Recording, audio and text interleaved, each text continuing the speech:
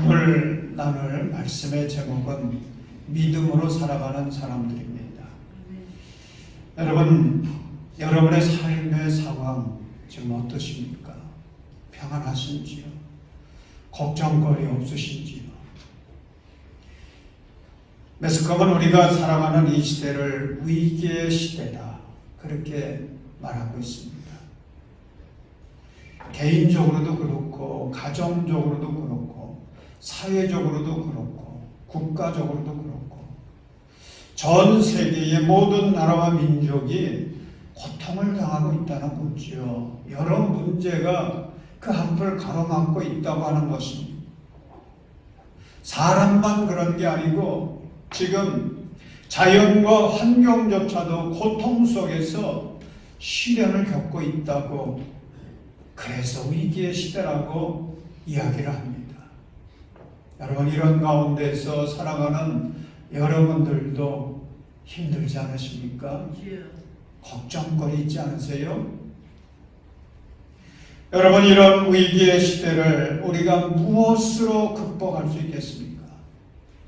어떻게 해야 이 위기의 시대, 이 어려운 시대를 잘 극복하고 우리의 인생을 잘 살아갈 수 있겠습니까?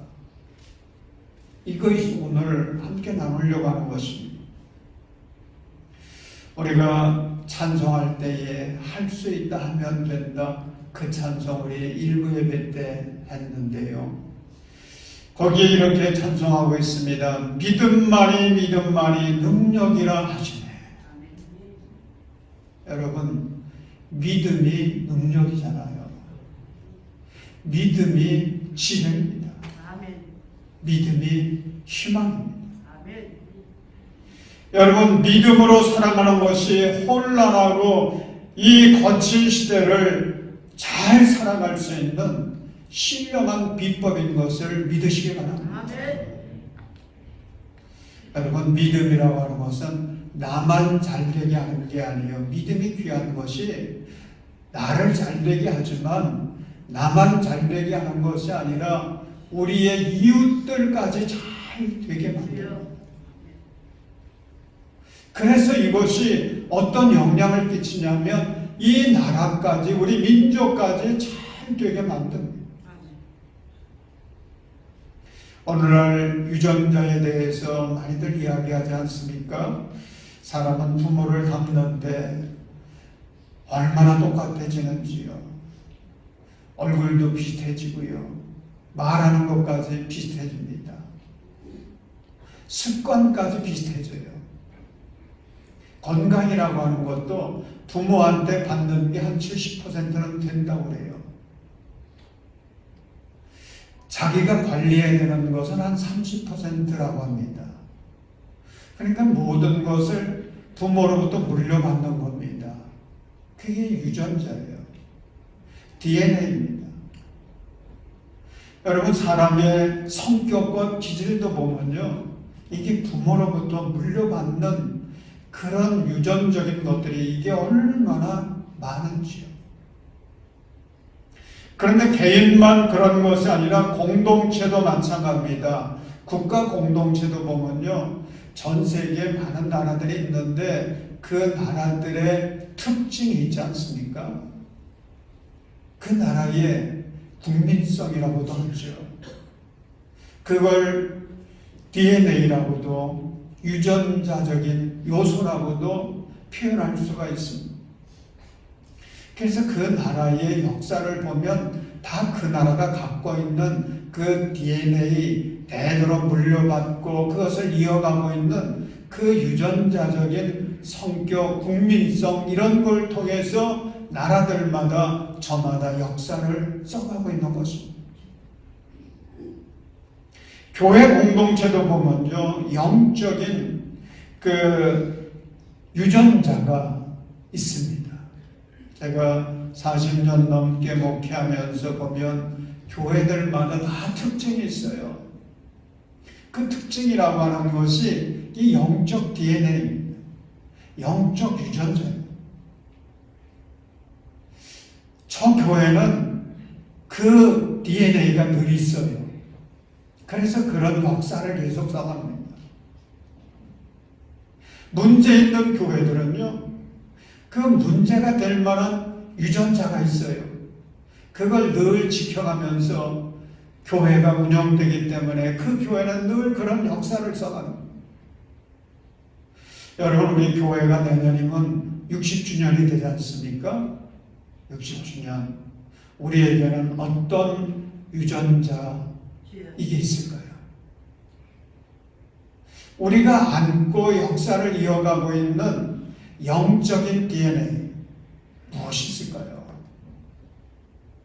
저는 금년에도 새벽 예배를 통해서 우리가 사순절 기간에는 신약을 통독했고 그 이후로 추수감사절까지 185일 동안 구약 성경을 통독을 했는데 참 생각해보면 우리 교회만큼 특세를 기게 하는 교회는 별로 없더라고요.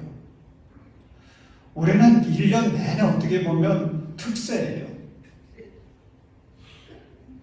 그런데 참 귀한 것은 우리 교인들은 담임 목사가 합시다 그러면요 얼마나 열심히 참여하는지. 사순절 특세 동안에 77명이 출석상 받았어요. 185일 동안 이어진 이 구약 통독 특세에서는 70명이 출석상 받았어요. 길게 하는데도 얼마나 열심히 순종하며 함께 하는지. 지난 금요일에는 심야 기도회를 새롭게 출발했는데 깜짝 놀랐어요. 추운데 40여 명의 성도들이 참여했습니다. 우리 장의교회 교회 안에 늘 품고 우리가 갖고 있는 DNA 영적인 유전자는요 믿음과 순종입니다. 얼마나 이게 귀한지요. 얼마나 감사한지요. 과학자들이 과거에는 인간의 유전자는 바꿀 수 없다 그랬어요. 그러니까 사람이 이게 바뀌어진다고 하는 것은 참 어려운 일이다. 이건 불가능하다. 뭐 이렇게까지 주장을 했었는데 요즘에는 생명공학과 또 바이오 산업이 얼마나 발전을 했는지 과학자들의 주장이 달라졌습니다. 얼마든지 인간의 유전자는 바꿀 수 있다. 바뀌어진다. 이렇게 주장하고 있어요. 여러분, 성경은 어떻게 선포하고 있습니까? 성경은 한마디로 사람은 바뀐다, 바꿀 수 있다 선언합니다. 여러분, 나도 바뀔 수 있고요. 우리의 가족들도 바뀔 수 있습니다. 우리 교인들도 바뀔 수 있습니다. 이 나라 이 민족 모든 5천만 국민들이 바뀔 수가 있어요. 바뀔 수 없는 게 아닙니다. 성령은 분명히 바뀔 수 있다고 합니다. 새로운 피조물이 될 수 있다고 합니다. 그래서 아무리 부모로부터 받은 유전자가 나쁘다고 할지라도 그런 유전자를 내 개인적으로든 가정적으로든 어떤 공동체적으로든 나쁜 유전자가 내게 전해져 왔을지라도 그것을 얼마든지 바꿀 수 있다는 거예요. 아멘. 그래서 어둠의 자식도 빛의 자녀가 될 수 있고 죄인도 의인이 될 수 있는 것입니다. 여러분, 그래서 우리 기독교는 바꾸는 종교입니다. 바꾸는 종교예요. 하나님 안에 거하면 성격이 바뀝니다. 기질도 바뀝니다. 인생이 바뀝니다. 운명이 바뀝니다. 생각이 바뀌어요. 습관이 바뀌어요.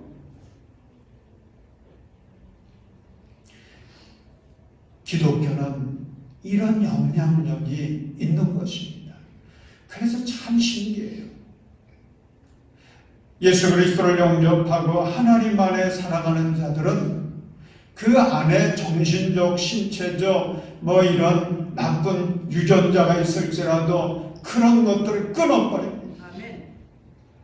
주님이 주시는 새로운 유전자를 물려받아가지고 그 인생을 새롭게 살아갈 수 있습니다. 변화가 일어납니다. 이런 은혜와 축복이 여러분 모두에게 임할 수 있기를 주님의 이름으로 축원합니다. 여러분, 우리가 그렇기 때문에 잘 믿어야 되거든요. 잘 믿어야 돼요. 나는 신앙생활 수십 년 했는데 내 성격 하나 바뀐 게 없습니다. 내 습관 하나 바뀐 게 없습니다. 그렇다면 믿음생활 잘못한 겁니다. 믿음생활 잘못한 거예요. 하나님 안에서 믿음생활 했다면 주님 뜻대로 말씀 붙들고 순종하면서 믿음생활 했다면 반드시 바뀌어져야 돼요. 사랑하는 여러분, 기왕 신앙생활 하는 거 제대로 하십시오. 잘 하십시다. 그래서 주님 주시는 귀한 은혜를 통하여서 우리의 운명이 바뀌고 내가 바뀜으로 우리 가정도 바꾸고 우리 교회도 바꾸고 나를 통해서 우리 가정을 통해서 그 영향력이 흘러가 이 나라 이 민족이 바뀌어지는 놀라운 기적의 역사를 만들어 가시기를 바랍니다. 그러면 우리가 잘 믿기 위해서 힘써야 할 것이 무엇이겠습니까? 오늘 본문에 여러 가지를 말씀하고 있는데 두 가지만 말씀을 나누려고 합니다. 첫째는 정신을 차리고 기도해야 됩니다. 여러분 7절 말씀, 우리 7절 말씀을 함께 읽겠습니다. 만물의 마지막에 가까이 왔습니다. 그러므로 정신을 차리고 삼가 조심하여 기도하십시오. 아멘. 자, 여기 보면 정신을 차리고 삼가 조심하여 기도하십시오. 그렇게 말씀하고 있습니다. 우리가 잘 믿는 사람이 되려고 하면요, 먼저 기도해야 됩니다. 정신을 차려야 돼요. 깨어서 기도해야 돼요. 왜 우리가 하나님께 기도해야 됩니까? 그것은 우리 하나님이 이 역사를 창조하신 분이세요. 나를 지으신 분이십니다.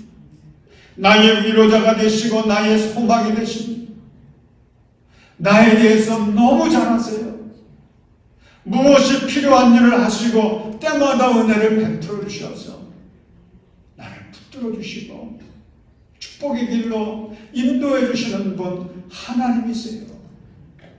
그러므로 우리는 하나님 앞에 정신을 차리고 기도해야 되는 것입니다. 여러분, 사람이 참 강한 듯 하지만 얼마나 약한지요. 시험에도 잘 들지 않습니까? 별것 아닌데도 그 일 때문에 또 한마디의 말 때문에 그냥 내 삶이 막 요동치는 그런 경우도 있지 않습니까? 쉽게 낙심하고 쉽게 우울증에 빠지고 기쁨을 잃어버리고 낙심하고 좌절하고요. 그러다가 뭐좀 되는 듯 하면 또 교만해지고 강팍해지고, 이것이 다른 사람이 아니고 바로 나라고 하는 존재입니다. 여러분, 우리는 모두가 연약한 존재들이에요. 그래서 우리가 주님께 나아가야 되는 것입니다. 전능하신 하나님께 나아가야 됩니다. 나를 가장 잘 아시는 하나님께 나아가야 됩니다. 내 삶을 새롭게 해주실 수 있는 하나님께 나아가서 기도할 때에 주님은 사랑의 손으로 우리의 마음을 어루만져 주시고 우리의 연약함을 이기게 해주시는 겁니다. 그래서 찬송가 263장 1절의 가사가 참 은혜롭습니다. 이 세상 험하고 나 비록 약하나 늘 기도 힘쓰면 큰 권능 얻겠네. 여러분, 여기 한번 같이 찬송해 볼까요? 이 세상 험하고 나 비록 약하나 늘 기도 힘쓰면 큰 권능 얻겠네. 아멘. 연약하죠. 우리는 얼마나 연약한지요. 그러나 전능하신 하나님, 사랑의 하나님께 나아가서 무릎 꿇고 기도하면 주님이 우리에게 모든 시험을 이기게 하시고 모든 환경을 이기게 하시고 우리의 운명까지도 이길 수 있는 권능을 주십니다. 그래서 우리는 기도해야 되는 거예요. 정신을 차리고 기도해야 됩니다. 여러분, 우리가 살아가면서 고백하는 게 있지 않습니까? 내 인생 살아보니 내 인생이라는 것도 내 마음대로 되는 게 아니더라. 누구의 뜻대로 되는 거예요? 하나님의 뜻대로 되는 거더라. 하나님의 결제가 있어야 되더라. 여러분, 회사 생활 해보신 분들은 더 잘하실 것 같아요. 내가 아무리 애써서 기한을 했어도 사장님이 도장 찍어주지 않으면은 아무 소용이 없습니다. 아무리 애를 써도요, 사장이 오케이 해주지 않으면 그거는 의미가 없어요. 그래서 결국은 사장의 그 계획과 뜻대로 되는 거예요. 여러분, 우리의 인생도 그렇지 않습니까? 내가 지금까지 살아온 것만 되돌아봐도요, 내가 기대하고 내가 생각하고 내가 꿈꾼 대로 이게 된 게 아니고 원하지 않았는데 지금 이 모습으로 살아가고 있고 이렇게 인생의 길을 가고 있고 이런 것들 생각해 보면 이게 다 하나님의 뜻대로 되는 거구나. 하나님이 결제하셔야 되는 거구나. 여러분, 우리의 남은 인생, 앞으로의 인생도요, 내 뜻대로 되는 게 아닙니다. 내 의지와 노력대로 되는 것이 아닙니다. 젊을 때는 내가 꿈꾸고 애쓰면 다 되겠지. 그래서 열정적으로 뛰어보려고 애를 쓰지만 뛰어봤자 뭐라 그래요? 벼룩이라고 하잖아요. 한계가 있어요. 제가 이제 한 주간 기도원에 가서 내년도 목회를 계획하고 기도하면서 제 자신에 대한 인생도 한번 살펴봤습니다. 내 인생 생각해 보니까요, 늦가을이더라고요. 인생의 사계절이 있지 않습니까? 세상에 태어나면 봄의 계절을 살고 그러다가 이제 여름의 계절을 살게 되고 가을의 계절이 있고 이제 마지막 남은 게 겨울의 계절인데,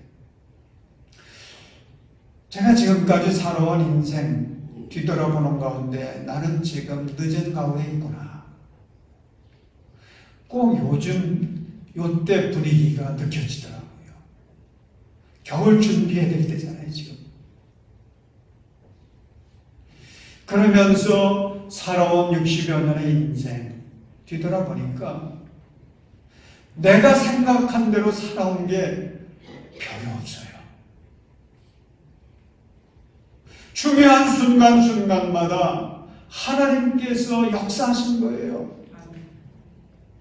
하나님의 역사하셔서 이 여자도 만나게 하시고 하나님의 역사 가운데 나의 인생의 길도 인도해 주시고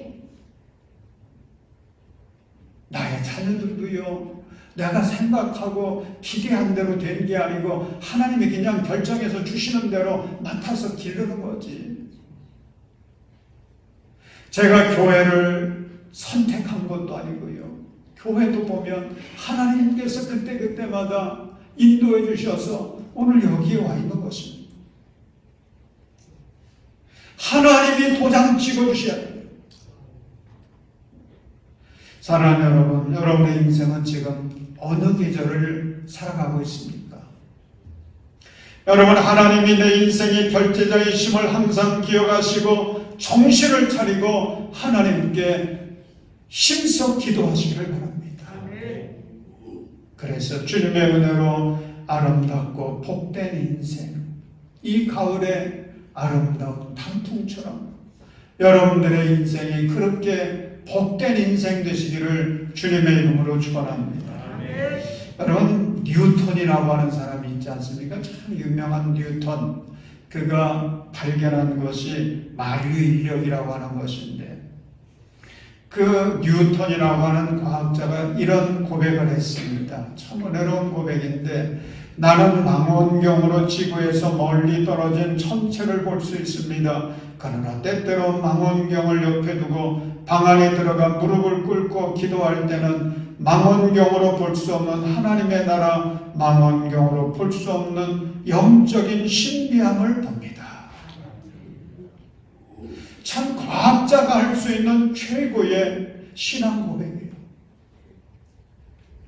여러분, 망원경으로 볼 수 있는 천체가 있지만 망원경으로 볼 수 없는 그런 것들이 이 우주상에 얼마나 많습니까? 여러분, 구원의 길, 영생의 길, 참된 행복의 길을 어디서 찾을 수가 있겠어요? 무엇으로 볼 수가 있겠습니까? 이거 망원경으로 볼 수 있어요? 없습니다. 현미경으로 볼 수 있습니까? 그것도 안 됩니다. 오직 방법은 하나님 앞에 나아가 무릎 꿇고 기도할 때에 주님이 보여주십니다. 주님이 발견하게 해주십니다. 그리고 그 길로 우리를 인도해 주시는 거예요. 그러므로 정신을 차리고 기도 생활 제대로 하셔야 우리 신앙생활이 바르게 되는 겁니다. 능력 있는 신앙생활 할 수 있습니다. 우리가 잘 믿기 위해 또 하나 힘써야 할 것이 있습니다. 두 번째는 서로 뜨겁게 사랑하는 것입니다. 여러분, 8절의 말씀, 우리 8절 말씀 함께 읽겠습니다. 무엇보다도 먼저 서로 뜨겁게 사랑하십시오. 사랑은 허다한 죄를 덮어줍니다. 아멘. 아멘. 우리 그 전에 지금도 이제 녹화는 해가지고 설교 이렇게 올리고 있습니다만은 그 전에 우리가 항상 녹화해서 이걸로 예배를 드리지 않았습니까? 근데 우리 그 형제자매들이 서로 이제 교회들을 이렇게 다 봐요. 그러면서 한 번은 그런 얘기를 해요. 장익교회 보니까 아멘 하는 소리가 참 열심히 하는 분이 있는데 참 은혜롭다. 그래서 그런 분이 있다고 그랬죠. 근데 여러분, TV에 나오든지 뭐 인터넷에 나오든지 이런 교회들의 예배 영상 이렇게 보시면 아멘 잘하거든요. 훈련된 것 같아요. 여러분, 아멘 잘하는 것도 굉장히 귀한 영적 DNA입니다. 이건 못하는 사람은 못해요. 근데 아멘의 영적 DNA를 받은 사람은요, 어디서나 잘해요. 여러분, 아멘을 잘 할 수 있기를 주님의 이름으로 축복합니다. 이게 나의 DNA가 돼야 돼요. 오늘 8절의 말씀을 보면 무엇보다도 먼저 서로 뜨겁게 사랑하십시오. 뜨겁게 사랑하십시오.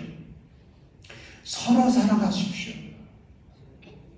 가장 중요한 메시지가 그거죠. 서로 사랑하십시오. 여러분, 서로 사랑하는 말, 이거 지금 그 베드로전서 4장에 있으니 이것은 베드로 사도가 쓴 거죠. 그런데 여러분, 성경에 보면 서로 사랑하라고 하는 말을 많이 한 분이 있어요. 서로 사랑하라고 하는 것을 강조하고 또 강조해서 서로 사랑하는 게 참 중요하다고. 그래서 서로 사랑의 원조가 계신데 그분이 누구세요? 예수님이세요. 예수님이세요. 요한복음 13장 그리고 15장에 보면 서로 사랑하라고 하는 말씀을 예수님은 반복해서 4번이나 계속 하시고 계십니다. 그런데 이것을 잘 전해준 사람들, 전수해 준 사람이 오늘 성경에는 이 베드로가 있고요. 그리고 바울 같은 분도 있고. 근데 제일 많이 강조하고 잘 전하는 사람이, 열정적으로 전하는 사람이 사도 요한입니다. 그래서 요한 1, 2, 3서도 그렇고요. 요한복음도 그렇고 서로 사랑하라고 하는 예수님의 말씀을 얼마나 많이 적어놨는지. 그래서 요한 사도를 사랑의 사도라고 이야기합니다.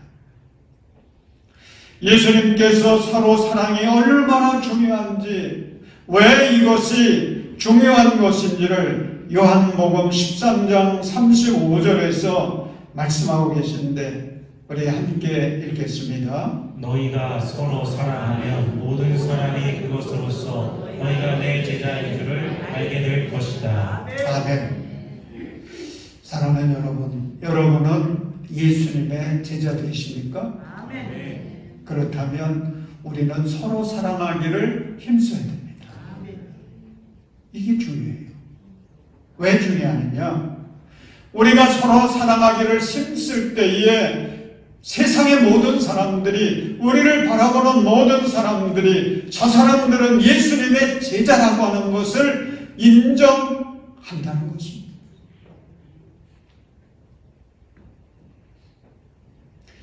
오늘 본문에서 보면 서로 사랑하라고 하면서 서로 사랑을 어떻게 해야 될지도 아주 간략하지만 한마디로 말씀하고 있지 않습니까? 어떻게 하라고 했습니까? 뜨겁게, 뜨겁게. 여기서 이 뜨겁게라는 단어가 참 중요하죠. 뜨겁게 서로 사랑하라. 아멘. 그런데 뜨겁게라고 하는 말을 쉽게 하면 열정적으로, 힘을 다해서, 온 마음을 다해서, 정성을 다해서 사랑하라는 거죠. 여러분, 성도들은 무엇을 하든지 열정적으로 해야 됩니다. 대충 하면 안 돼요. 그런데 특별히 사랑하는 일에 있어서는 더욱 열정적으로 뜨겁게 해야 될 줄로 믿습니다. 아멘. 왜 그런지 아십니까? 하나님이 우리를 그렇게 사랑하셨거든요. 하나님은 우리를 대충 사랑하지 않으셨어요. 뜨겁게 사랑하셨습니다. 아멘. 열정적으로 사랑하셨어요. 그래서 하나님께서 우리를 구원하시기 위해서 인간의 몸을 입으시고 이 땅에 오시죠. 그 예수님이 우리를 구원하시기 위해서, 영생을 주시기 위해서 십자가에 달려 죽으셨습니다. 주님이 우리를 그렇게 사랑하신 거예요. 내가 너희를 사랑한 것처럼 너희도 서로 사랑하라. 예수님 그렇게 말씀하십니다. 사랑하는 여러분, 주님이 우리를 사랑하시는 것처럼 여러분들도 삶의 자리에서 여러분들의 이웃들을, 여러분들의 사랑하는 가족과 교인들, 나가서 직장에서나 동네에서나 여러분들의 이웃들을 세상에서 뜨겁게 사랑할 수 있는 그런 예수님의 제자들이 되시기를 바랍니다. 아멘. 그래서 저 사람은 참 예수 믿는 사람일 거야. 알고 보니까 정말 교회 다니네. 저 사람은 예수님의 제자야.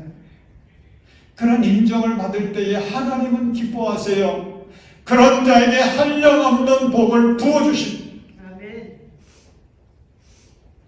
여러분, 바울 사도는 디모데후서 3장 2절로부터 4절에서 말세의 징조에 대해서 이야기하고 있거든요. 참 중요한 말씀인데 우리 디모데후서 3장 2절부터 4절의 말씀 함께 읽겠습니다. 사람들은 자기를 사랑하며 돈을 사랑하며 뽐내며 교만하며 하나님을 모독하며 부모에게 순종하지 아니하며 감사할 줄 모르며 불경스러우며 부정하며 원한을 풀지 아니하며 비방하며 절제가 없으며 난폭하며 선을 좋아하지 아니하며 대신하며 무모하며 자만하며 하나님보다 쾌락을 더 사랑하며.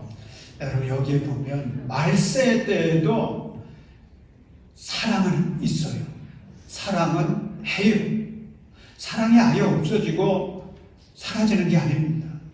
사랑이 있기는 있어요. 그런데 그 사랑은 무엇을 사랑하는 것입니까? 자기를 사랑한다 그랬습니다. 돈을 사랑한다 그랬습니다.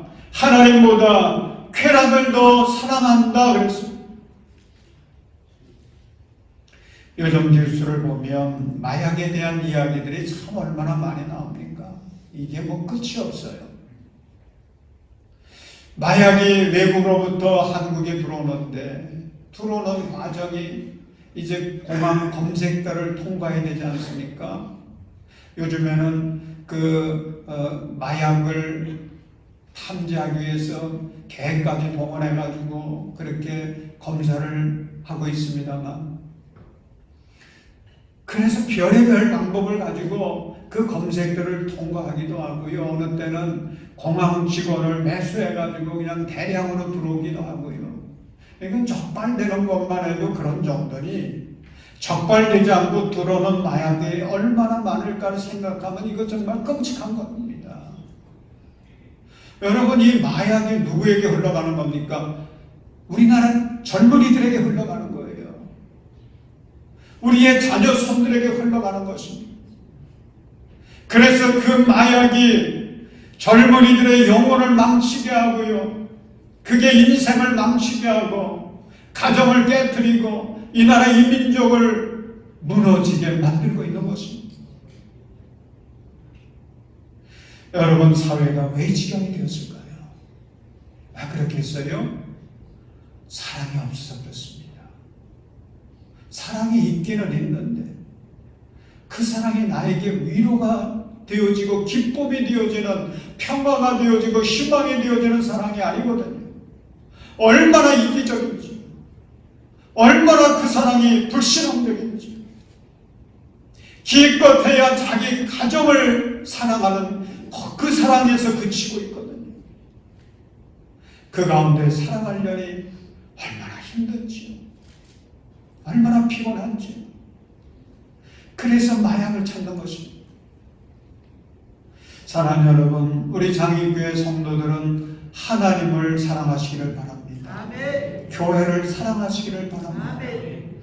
여러분, 우리의 가정을 사랑하고 우리의 자녀 손들을 사랑할 뿐만 아니라 그 지경이 더욱 넓어져서 우리 모든 교인들을 사랑하고 우리의 이웃들까지 사랑하고 이 나라 이 민족을 사랑할 수 있기를 주님의 이름으로 축원합니다. 아멘. 여러분, 사랑은 허다한 죄를 덮는다고 했습니다. 아멘.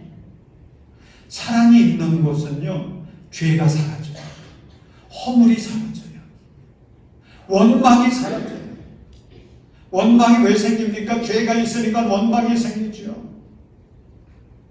불평이 사라집니다. 한숨이 사라집니다. 아멘. 여러분, 사랑이 있는 곳에는 주님이 임재하세요. 그래서 거기에 평화가 임하게 하시고 기쁨이 임하게 하시고 희망이 임하게 하십니다. 아멘. 그래서 사랑해야 됩니다. 여러분, 여기 말씀처럼 사랑을 하되 어떻게 하라고요? 뜨겁게 하라 그랬습니다. 뜨겁게. 여러분, 주전자에다 물을 끓여보면 뜨거워지면 뜨거워질수록 이게 펄펄 끓면서 물이 흘러넘치잖아요. 이 말씀은 우리가 사랑을 하되 그 사랑의 지경을 넓히라는 것입니다. 넓히라는 거예요. 이기적인 사랑 갖지 말고 그것 갖고는 안 된다는 거죠. 주님이 우리를 사랑하시는 것처럼 주님의 그 사랑의 마음 가지고 사랑의 지경을 넓혀가야 됩니다. 그래서 땅끝을 향하여서 우리의 사랑이 흘러가게 해야 되는 것입니다. 그래야 믿음 생활 제대로 하는 것입니다. 여러분, 우리 교회가 내년 60주년을 맞아서 주님의 이름으로 아프리카 모잠비크를 찾아가려고 합니다. 그곳에 선교하려고 해요. 그곳에 예배당을 지어주고 또 학교 교실도 지어주고 그곳에 우물도 파주고 이런 일들 해보려고 하는 것입니다. 왜 하는 건지 아십니까? 우리에게 하나님이 주신 위대한 꿈이 있지 않습니까? 네 번째 꿈이 열방을 선교하는 꿈이에요. 여러분, 우리는 100주년에 이르기까지 이런 하나하나의 꿈들을 계속 하나하나 이루어가야 되는 것입니다. 100주년의 역사에 이런 기록들을 써가야 되는 것입니다. 그래서 우리가 60주년에는 세계를 품고 땅끝을 향해서 복음을 전해보자. 그게 모잠비크입니다. 모잠비크 지구상에서 가장 가난한 나라라고 합니다. 1인당 GDP가 580불이라고 해요. 그런데 우리나라는 얼마나 될까 하고 보니까 33,400불. 이런데도 살기 어렵다고 하잖아요, 우리는. 근데 모잠비크는요 580불이에요. 그래서 이걸 조사한 그 195개국에서 이 모잠비크의 순위가 몇 번째냐면 184번째예요. 그러니까 앞에서부터 따지면 계산이 잘 안 돼요. 뒤에부터 따져야 차라리 쉽습니다. 제일 세상에서 못 사는 나라로 딱 뒤에서부터 따지면 12번째예요.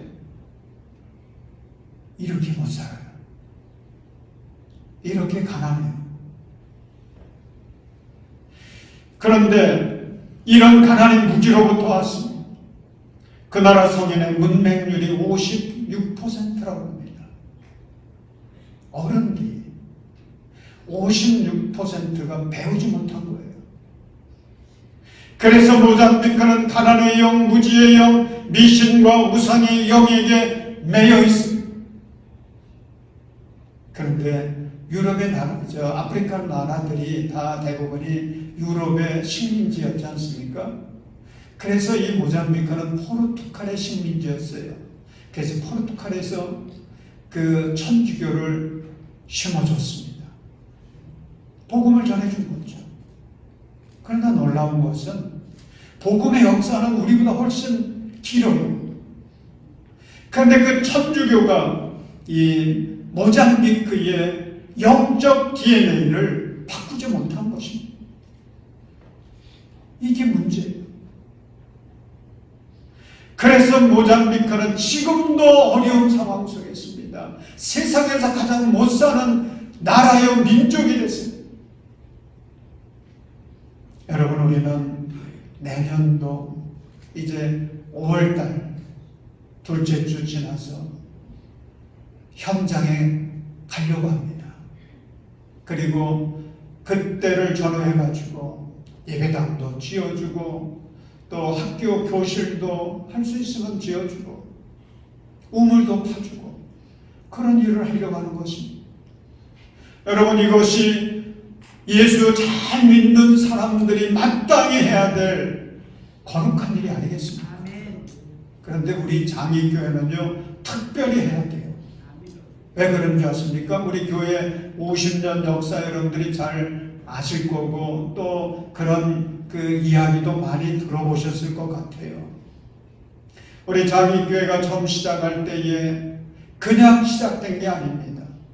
미국인 선교사 챔플이라고 하는 선교사의 도움을 받아서 그분이 오셔서 창립 예배 드려줬고요. 그분이 이 땅을 살 수 있도록 미국 교회의 도움을 받아가지고 이 대지를 사주기 시작한 것이 오늘의 장의교회의 역사를 이루게 된 것입니다. 이제 우리는 그 빛을 갚으러 가야 됩니다. 지금까지도 우리가 여러 곳에 5대양 6대주를 향해서 복음을 전하는 선교사들을 지원하긴 했습니다. 이제는 우리가 직접 가야 됩니다. 그곳에 주님의 사랑을 전하고 주님의 복음을 전해줘야 됩니다. 사랑하는 여러분, 오늘 우리가 살아가는 이 시대 참 어려운 시대입니다. 혼란한 시대입니다. 위기의 시대입니다. 이런 때에 우리는 믿음으로 살아가기를 새롭게 결단하시기를 바랍니다. 다 믿음으로 삽니다. 여러분, 믿음이 능력이에요. 믿음이 지혜인 것입니다. 믿음이 희망입니다. 믿음으로 잘 살아야 오늘의 이 위기를 이길 수가 있습니다. 하나님 앞에 기도하십시오. 주님이 우리를 사랑하신 것을 늘 감사하면서 그 사랑 땅끝을 향해서 흘려 보내십시오. 아멘. 그래서 이 어려운 상황 속에서도 우리는 그냥 어찌를 할 수 없어서 그냥 붙들려 살아가는 인생이 아니라 이런 어려운 환경 속에서도 이런 광야 같은 처지 속에서도 믿음으로 주님을 의지하고 주님의 은혜를 받아서 하나님의 위대하심을 증거하고 세상의 사람들에게 감동을 줄 수 있는 그런 믿음의 사람들 되시기를 주님의 이름으로 축원합니다. 기도하겠습니다.